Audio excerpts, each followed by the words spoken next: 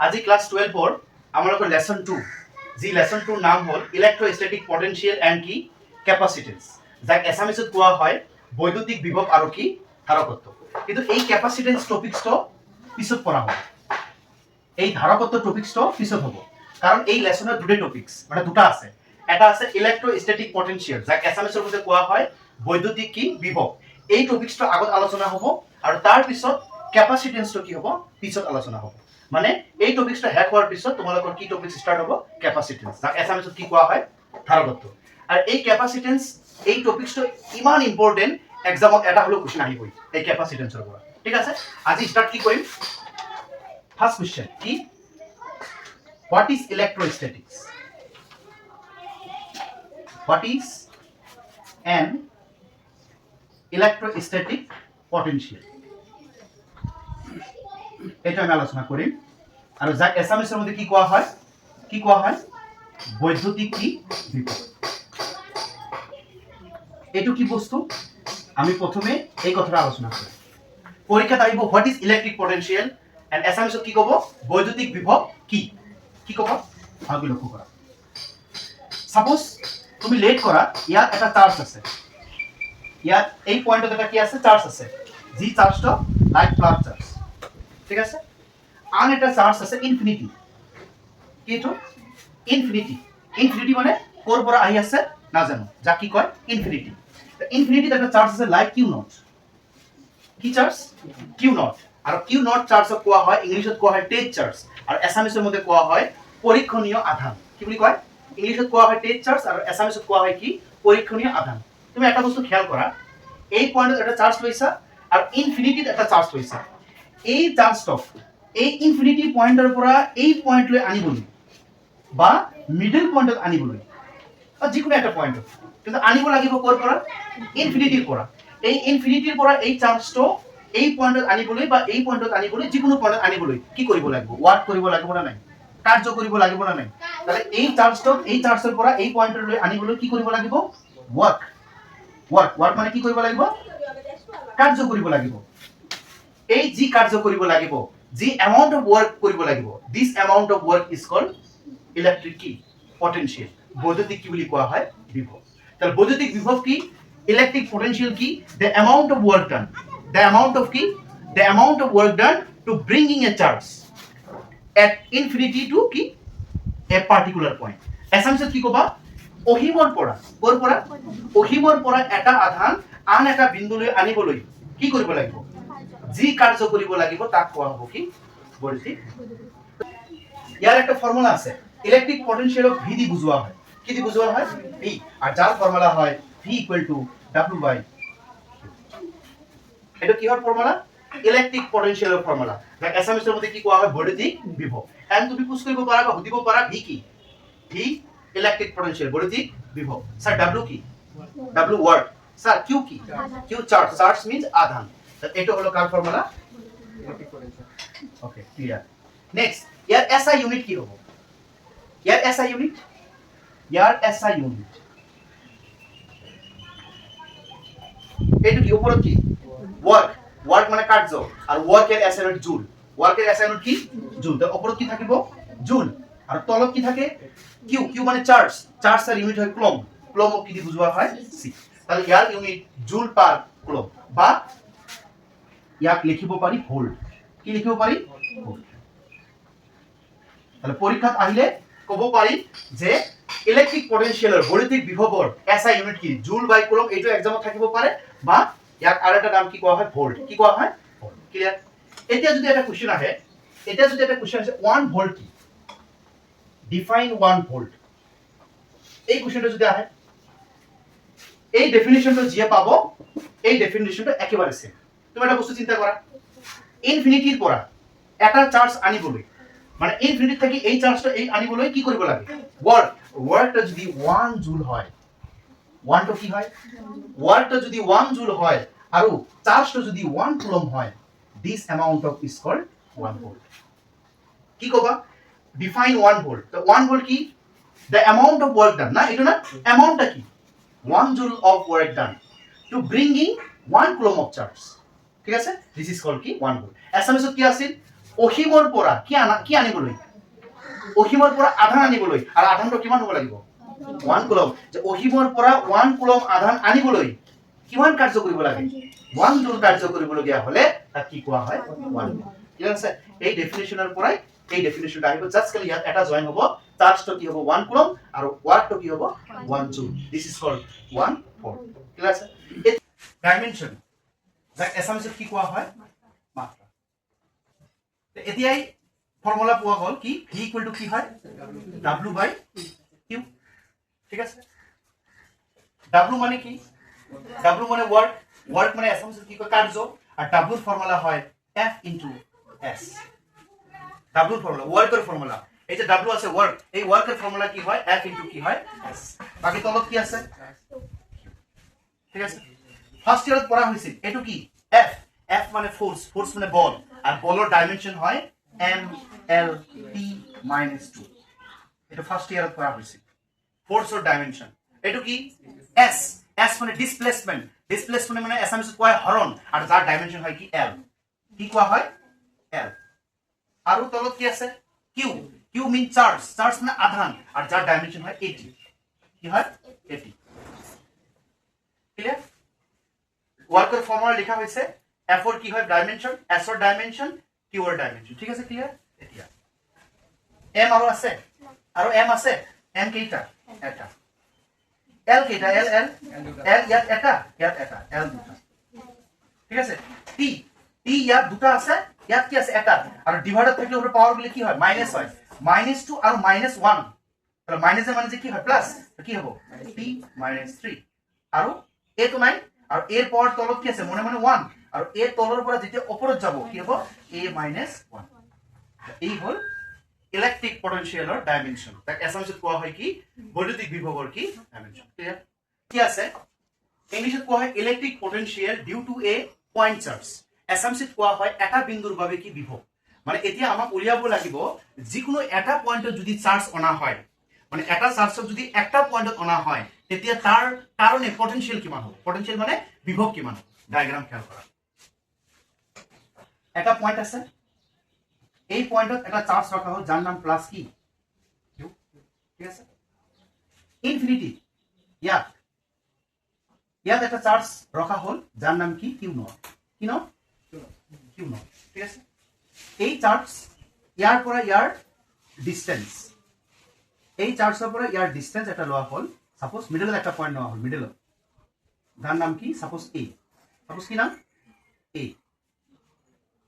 ঠিক আছে, এই পয়েন্টের পৰা এই চাৰ্জক এই পয়েন্টেৰ পৰা এই পয়েন্ট লৈ ডিসটেন্স কি লওয়া হল লাইক r, কি ডিসটেন্স r। তুমি কি জানা পটেনশিয়াল কাক কয়, এই চার্জটক এই পয়েন্টের পৰা যিকোনো একটা পয়েন্টত আনিব লাগিব। সাপোজ তুমি এবাৰ মনে মনে ধৰা এই চাৰ্জটকত আনি মই এই পয়েন্টত আনিম, আৰ এই পয়েন্টত আনাৰ জন্য কি কৰিব লাগিব ওয়াৰ্ক কৰিব লাগিব, কি কৰিব লাগিব ওয়াৰ্ক কৰিব লাগিব। ওয়াৰ্ক কৰাৰ কাৰণে কি হ'ব এই জায়গাত সাপোজ ডাইরেকশন, আমি দুটো ডাইরেকশন দিব লাগিব, কারণ এটো কি চার্জ, কি চার্জ প্লাস চার্জ, এটো কি charge plus charge, suppose like q not মানে প্লাস চার্জ, আর প্লাসে প্লাসে কি করে প্লাসে কি করে বিকর্ষণ করে, বিকর্ষণ মানে রিপেল করে, আর রিপেল করার কারণে ফোর্সের ডাইরেকশন কত হবে এই সাইডে হবে। ঠিক আছে, কিন্তু চার্জটা কত লব লাগে, চার্জটা ইয়ার পৰা ইয়ালৈ বা যিকোনো একটা পয়েন্টত চার্জটা লব লাগে। সাপোজ ধরা হল এই চার্জক এই পয়েন্টত অনা হয়েছে, লাইক এই পয়েন্টটা পি, কি নাম পি, আর এই সেন্টারের পৰা এটা ধৰো এ পয়েন্ট, এই সেন্টাৰেৰ পৰা এই চাৰ্জেৰ ডিসটেন্স কি কমপ্লিট ডিসটেন্স, ইয়াৰ পৰা এই চার্জের ডিসটেন্সটা কি ধরা হল x। আর যেহেতু এই চার্জটা এই পি পয়েন্টত অনা হল, আর পি পয়েন্টত অনার কারণে যেহেতু স্মল অলপমান লোৱা হৈছে এই কারণে ডিসটেন্সটো কি হ'ব কি dx। কি হল তাহলে আমাক কি উলিয়াব লাগে পটেনশিয়াল, কি উলিয়াব লাগে পটেনশিয়াল। পটেনশিয়াল মানে যাক এছামিসের মধ্যে কোৱা হয় কি বৈদ্যুতিক কি বিভব। তাৰ বৈদ্যুতিক বিভব উলিয়াবলে ফাৰ্স্ট একটা কাম কৰিব লাগিব কি ওয়াৰ্ক কৰিব লাগিব, কি কৰিব লাগিব ওয়ার্ক। উই নো দ্যাট, আমি জানো ওয়ার্কের ফর্মুলা কি হয়, ওয়ার্কের ফর্মুলা কি হয় f ইনটু কি s। ঠিক আছে, তাহলে work equal to f dot s, ইয়াত কি আছে s, s মানে কোৱা হয় ডিসপ্লেসমেন্ট, ইংলিছত কোৱা হয় ডিসপ্লেসমেন্ট, এছামিছত কোৱা হয় কি হৰণ। আৰু ইয়াৰ পৰা ইয়াৰ ডিসপ্লেসমেন্ট কি লোৱা হৈছে dx বা কি লোৱা হৈছে x। তাহলে কি হ'ব ইয়াত লোৱা হ'ব কি dx। তাহলে ডিসটেন্সটো কি ৰৈছে x। আৰু তোমাক মনে মনে কি ধৰা হৈছে যে এই চাৰ্জটো কি অলপ আহিছে আৰু অলপ আহাৰ কাৰণে ডিসটেন্সটো কি লোৱা হৈছে dx। আৰু এইটো ভেক্টৰ, এইটো কি w ইকুয়াল টু কি প্রোডাক্ট ডট প্রোডাক্ট। মনত রাখিবা যদি ডট প্রোডাক্ট কি হয় উঠি যায় তার জন্য কি থিটা আসে cos থিটা। কি থিটা আসে cos থিটা। তাহলে ডট প্রোডাক্ট উঠি গেলে কি হবে dx কি থিটা cos থিটা। w f dx cos ইয়াত হ'ব 180 ডিগ্ৰী। হয়তো সকলোৱে কোৱেশ্চন কৰিবা যে স্যাৰ 180 ডিগ্ৰী কেনেকৈ আহিল, কাৰণ কি লাইন স্ট্ৰেট লাইন সৰল ৰেখা, আৰ সৰল ৰেখাৰ টোটাল এঙ্গেল কি হয় 180 ডিগ্ৰি। সেইকাৰণে কি হৈছে 180 ডিগ্রি। আর মনত রাখিবা cos 180 ডিগ্রি 180 ডিগ্রি কি হয় -1 হয়। কি হয় -1। তা কি হ'ব w equal two f dx cos কি হ'ব cos 180 এর কারণে কি আহিব -1। আর ইয়াত পূরণ কৰিলে কি হয় অনলি ফৰ মাইনাসটা হোমৱৰ্কত আহি যাব কি হ'ব f কি হ'ব dx। Equation number q not চার্জে q চার্জক এটা কি দিব ফোর্স দিব। আর তার ফোর্সের ফর্মুলা হয় কুলম্ব ফোর্সের ফর্মুলা কি 1/4 পাই এপসিলন নট। এটা চার্জ কি q নট, এটা চার্জ কি q, আর ডিসটেন্স কি কমপ্লিটেড ডিসটেন্স কি x কি। এটোর আগৰ লেসন 1 লেসনত কৰোৱা হৈছিল যে ফোর্সের ফর্মুলা কি হয় 1/4 পাই epsilon not q by q 1 by q square r square মানে ডিসটেন্স স্কয়ার। তাহলে এটো ফর্মুলা দুটা চার্জ, এটা চার্জ কি q নট আর এটা চার্জ কি q, আর ডিসটেন্স কি লোৱা হৈছে x কি স্কয়ার। ঠিক আছে এটো কি ইকুয়েশন নাম্বার কি। এতিয়া এই পুর ভ্যালুটো কোড পুট করি 1। ঠিক আছে the value of কি 2 in putting equation 1 in putting equation 1 এছামিছত কি হ'ব যে এই দুইৰ মানটো কোড বহুৱাম একত বহুৱাম।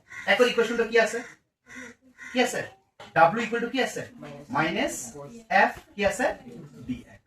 আৰু কি লক্ষ্য কৰিব -m এটো কি f এই কমপ্লিট তো কার ভ্যালু f4 ভ্যালু। তা কি হ'ব f4 ঠাইত 1/4 পাই epsilon not q not q বাই কি স্কয়ার x স্কয়ার আৰু কি dx আৰু সাইডত কি।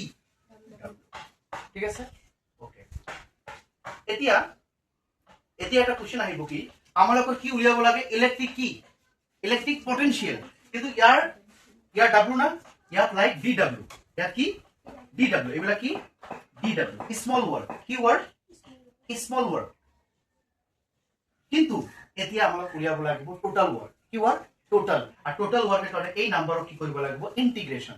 আৰ ইন্টিগ্ৰেশন কৰিলে আমালোকৰ ম্যাথ কি হ'ব এক আছিল dw ইকুয়াল টু কি আছিল মাইনাস কি আছিল 1/4 পাই এপসিলন নট কি আছিল q নট q আছিল আৰু কি আছিল x স্কয়াৰ আৰু কি আছিল dx। এইটুকু কি কৰিব লাগিব ইন্টিগ্ৰেশন, আৰ এইটুকু কি কৰিব লাগিব মাইনাস বিচুত দিলে হ'ব। এইটো কি হ'ব ইন্টিগ্রেশন, এইটো ইন্টিগ্রেশন আৰু এইটো কি হ'ব ইন্টিগ্ৰেশন।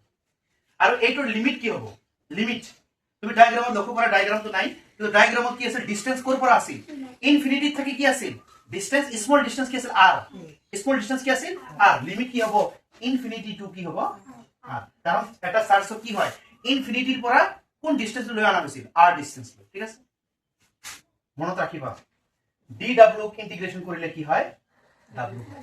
যেনেকৈ dx ক ইন্টিগ্ৰেশন কৰিলে x হয়, অনেকৈ dw ক ইন্টিগ্ৰেশন কৰিলে কি হয় w। নেক্সট এইবিলাক সকলোৱে কনস্ট্যান্ট, আৰু ইন্টিগ্রেশনত যিবিলাক কনস্ট্যান্ট থাকে এই কনস্ট্যান্টের ভ্যালুবিলাক কি আহে সমকত আহে। কনস্ট্যান্ট কাই q not q 4 pi epsilon not 1 এইবিলাক সকলোৱে কি কনস্ট্যান্ট। তাৰ এইবিলাক কি হ'ব পাৰ্থক্য থাকিব minus q not q 4 pi epsilon not এই সকলোবিলাক কনস্ট্যান্ট। তাহলে ইন্টিগ্রেশন ইনফিনিটি টু কি থাকিল r থাকিল, আর মাত্র এটা ভ্যালু থাকিব কি উপৰত কি আছে উপৰত কিছুই নাই কি আছে 1 আর তলত কি আছে x স্কয়ার আর কি আছে কি হল এই সকলোবিলাক কনস্ট্যান্ট সেই কাৰণে কি হল ফাৰ্ষ্টত আহিল আৰু মাত্ৰ থাকিল কি 1/x² কি থাকিল dx w same a to same q not q by 4 pi epsilon naught same মনত ৰাখিবা যদি কোনো নাম্বাৰৰ পাৱাৰ ইন্টিগ্ৰেশনত থাকে কেনেকৈ কৰিবা এই সাইডত কৰি দি আছো হা এই নাম্বাৰটো এনেকৈ লিখা যাব এনেকৈ লেখা যাব না নাই 1/x² এনেকৈ লেখা যাব না নাই কাৰণ পাৱাৰ যদি তলৰ পৰা ওপৰত যায় তাৰ কাৰণে কি আহে মাইনাস আৰু ইন্টিগ্ৰেশনত যদি কোনো নাম্বাৰ পাৱাৰ থাকে পাৱাৰৰ লগত 1 প্লাস কৰিবা আৰু এই পাৱাৰটো যি থাকিব এইটো তলত দিবা ক্লিয়াৰ আছে যদি কোনো ইন্টিগ্ৰেশনৰ পাৱাৰ থাকে পাৱাৰৰ লগত 1 কি কৰিবা প্লাস আর পাওয়ার যেটা থাকিব ওইটাই কোড দিবা তলত দিবা তাহলে কি থাকিল উপরত থাকিল মাইনাস প্লাসে কি হয় মাইনাস আর 2 এর পরে 1 গেলে কি হয় -1 আর তলত কি আছে -1 তাহলে তো 1 নি দিলে হবে তাহলে কি হবে মেইন आंसर মাইনাস থাকিল 1 নি দিলেও হবে এই মাইনাস তো নি দিলেও হয় মাইনাস হোমৱৰ্ক দিলেও হয় ঠিক আছে আৰু তুমি তো জানা সকলে পাওয়াৰ যদি মাইনাস থাকে এই মাইনাসৰ পৰা যদি প্লাস বনোৱা হয় নাম্বাৰটো কি হয় ৰেসিপ্ৰোকেল হয় 1 টো উপৰত যাব x তো কি হ'ব বা মনত রাখিবা শর্টকাট যে 1/x² অফ ইন্টিগ্রেশন করলে ইয়ার ভ্যালু কি হয় মাইনাস কি হয় 1/x আর লিমিট কি থাকে ইনফিনিটি টু কি থাকে মাইনাসে মাইনাসে কি হল প্লাস আর লিমিট পুট করিবা আপার লিমিট মাইনাস কি হয় lower limit w equal two কি হবো মাইনাসে মাইনাসে কি হল মাইনাসে মাইনাসে কি হল প্লাস কি থাকে q0 q বাই কি 4 পাই এপসিলন নট এই x এর ঠাইত এবার আপার লিমিট মাইনাস কি হবো লোয়ার লিমিট তাহলে ব্র্যাকেট আপার লিমিট x এর ঠাইত এতিয়া হবো r minus lower limit x এর ঠাইত কি হবো 1/infinity আর মনত রাখিবা 1/infinity হয় 0 1/infinity কি হয় ইয়ার ভ্যালু 0 মানে आंसर কি হবো w equal to main answer q0 q by 4 pi epsilon not আর কি থাকে 1 কি প্লাস আমাক কি উলিয়াব লাগে ইংলিশত কি কোৱা হয় ইলেক্ট্ৰিক পটেনশিয়াল আৰ অ্যাসামিসেৰ মধ্যে কি কোৱা হয় বৈদ্যুতিক বিভব দেখো ফাইনাল आंसर ইলেক্ট্ৰিক কি পটেনশিয়াল যাক অ্যাসামিসত কোৱা হয় কি বৈদ্যুতিক কি বিভব তার ফর্মুলা কি v ইকুয়াল টু কি হয় w বাই q নট লিখিলেও হ'ব q লিখিলেও হ'ল কারণ q ও চার্জ q নট কি চার্জে হ'ল এটু কি w আর w এর आंसर কি পাইছা w এর आंसर কি q not q by 4 pi epsilon not 1 বাই কি r আর তলত কি আছে q নট কি ক্যান্সেল তো ফাইনাল आंसर কি থাকিল v ইকুয়াল টু এটা হলো ভালকৈ লেখা হ্যাঁ 1/4 পাই এপসিলন নট লিখিব লাগে 1/4 পাই এপসিলন এই যে উপৰত কি আছে 1/4 পাই এপসিলন এটা একঠাই কৰি ললে হল আর কি থাকে q বাই কি q বাই এইটোই হল 1 পয়েন্টৰ কাৰণে এটা পয়েন্টৰ বাবে কি ইলেক্ট্ৰিক পটেনশিয়াল বাস